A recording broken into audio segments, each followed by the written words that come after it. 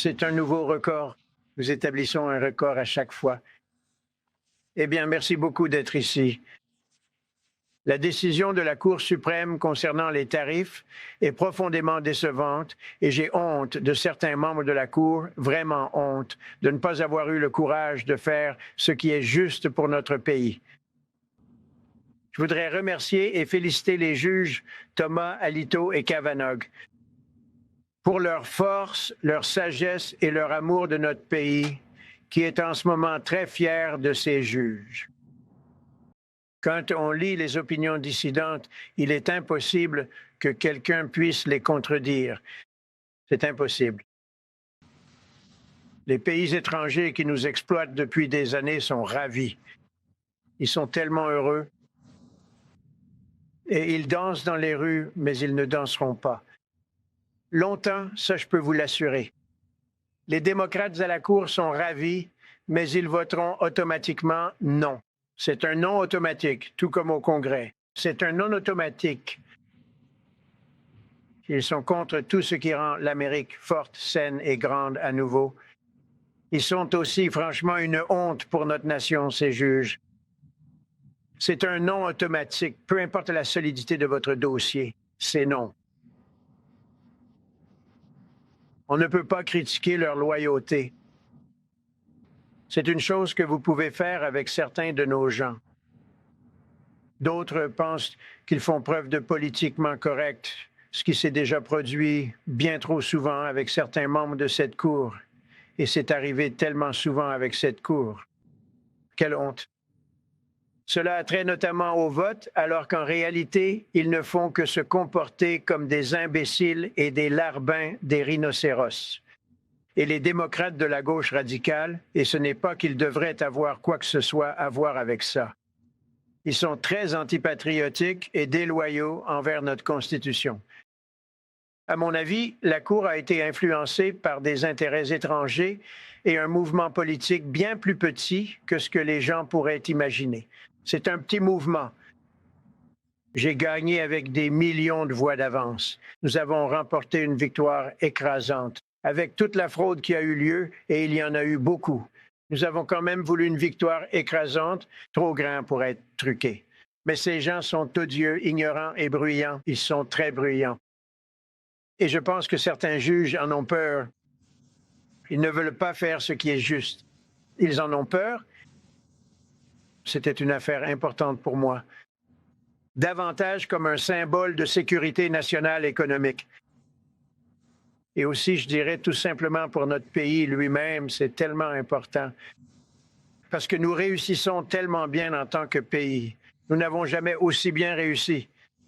La bonne nouvelle, c'est qu'il existe des méthodes, des pratiques, des lois et des autorités reconnues par l'ensemble de la Cour dans cette terrible décision et également reconnues par le Congrès, auxquelles ils font référence, qui sont même plus puissantes que les tarifs AIPA dont je disposais en tant que président des États-Unis.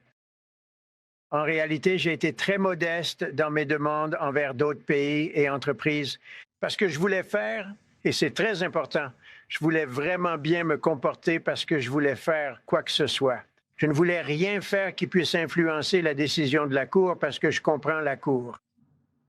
Je comprends à quel point ils sont facilement influençables. Je veux être un bon garçon. J'ai très utilisé efficacement les tarifs douaniers au cours de l'année passée pour rendre sa grandeur à l'Amérique. Notre marché boursier vient tout juste de dépasser les 50 000 points sur le Dow et simultanément, et de façon encore plus incroyable, de dépasser les 7 000 points sur le S&P, deux chiffres que tout le monde pensait inatteignables après notre victoire écrasante aux élections. Pensez-y. Personne ne pensait que c'était possible de le faire en 4 ans et nous l'avons fait en 1 an. Il disait, tu n'y arriveras jamais, tu peux retourner lire les génies, lire leurs déclarations. Tous les lauréats du prix Nobel d'économie disaient que non, tu ne pourrais pas le faire en 4 ans. Eh bien, nous ne l'avons pas fait en 4 ans, nous l'avons fait en 1 an. Nous avons battu tous les records existants et nous continuons à le faire. Les tarifs douaniers ont également été utilisés pour mettre fin à 5 des 8 guerres que j'ai réglées. 8 guerres, que cela vous plaise ou non, y compris l'Inde, le Pakistan, des conflits majeurs nucléaires qui auraient pu devenir nucléaires. Le premier ministre du Pakistan a dit hier, lors de la grande réunion que nous avons eue, le Conseil de la paix, il a dit hier que le président Trump aurait pu sauver 35 millions de vies en nous faisant arrêter de nous battre. Ils étaient sur le point de faire de mauvaises choses. Mais ces tarifs nous ont apporté une grande sécurité nationale. Et avec nos frontières renforcées, nous avons réduit de 30 % l'entrée de fentanyl dans notre pays. Quand je les utilise comme sanction contre les pays qui envoient illégalement ce poison chez nous pour empoisonner notre jeunesse, tous ces tarifs restent en place. Ils restent tous en place. Je ne sais pas si vous le saviez ou non. Ils restent tous en place. Nous les recevons toujours, et ce sera encore le cas après la décision. Je suppose qu'il n'y a plus personne à qui faire appel. Mais encore une fois, ces 3 personnes, tant de respect. J'avais déjà beaucoup de respect pour elles, mais là, c'est un immense respect. Mais d'autres alternatives seront désormais utilisées pour remplacer celles que la Cour a rejetées à tort. Nous avons des alternatives, d'excellentes alternatives. Cela pourrait rapporter plus d'argent, nous allons percevoir plus d'argent et nous en sortirons bien plus forts. Nous encaissons des centaines de milliards de dollars et nous continuerons à le faire. Pour vous montrer à quel point cette décision est ridicule, la Cour a pourtant dit que je n'ai même pas le droit de facturer un seul dollar. Je ne peux pas facturer $1. Impossible de facturer $1. J'aurais utilisé 1 centime, mais nous n'en fabriquons plus. Nous économisons de l'argent. Impossible de facturer $1 à aucun pays dans le cadre de l'AIPA. Pas $1, je suppose, pour protéger d'autres pays. Cela a dû être fait pour protéger ces autres pays, certainement pas les États-Unis d'Amérique, qu'ils devraient pourtant chercher à protéger. C'est ce qu'ils sont censés protéger. Mais j'ai le droit de couper tout commerce ou toute activité avec ce même pays. En d'autres termes, je peux détruire le commerce, je peux détruire le pays. J'ai même le droit d'imposer un embargo qui détruirait un pays étranger. Je peux imposer un embargo. Je peux faire tout ce que je veux, mais je ne peux pas facturer $1. Parce que ce n'est pas ce qui est écrit. Et ce n'est même pas comme ça que c'est formulé. Je peux leur faire tout ce que je veux, mais je ne peux pas leur demander d'argent. Donc j'ai le droit de détruire le pays, mais je ne peux pas leur demander un petit paiement. Je pourrais leur demander une petite taxe de 2 centimes, mais je n'ai pas le droit de facturer dans aucune circonstance. Je ne peux rien leur demander. Pensez-y, à quel point est-ce ridicule. J'ai le droit de leur imposer un embargo. J'ai le droit de leur dire qu'ils ne peuvent plus faire affaire aux États-Unis. Nous voulons que vous partiez d'ici, mais si je veux leur demander $10, je n'ai pas le droit de le faire. C'est incorrect. Leur décision est incorrecte. Mais ça n'a pas d'importance parce que nous avons des alternatives très puissantes qui ont été approuvées par cette décision.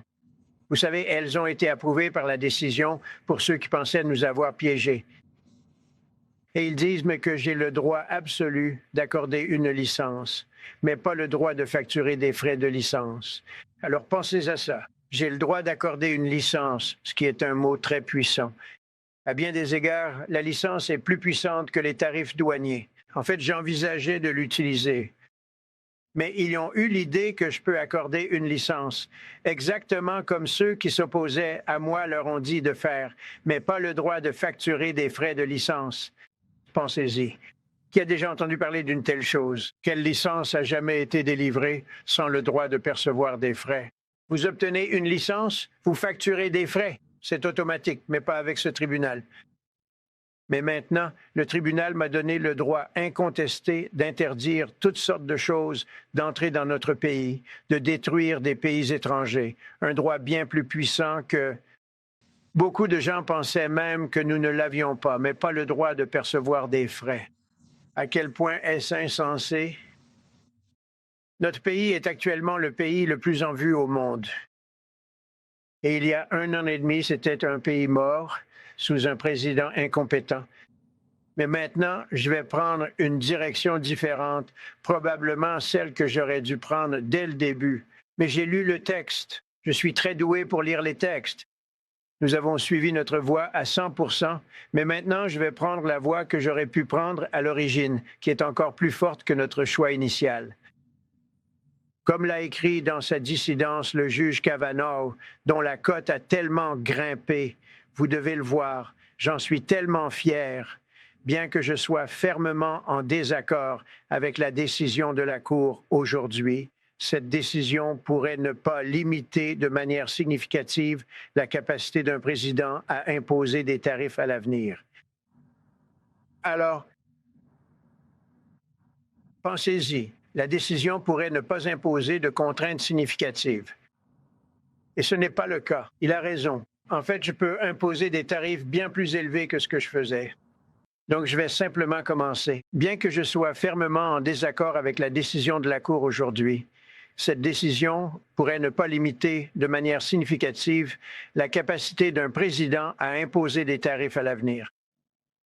C'est parce que de nombreux autres textes de loi fédéraux, ce qui est tout à fait vrai, autorisent le président à imposer des tarifs et pourrait justifier la plupart, voire la totalité de ces tarifs.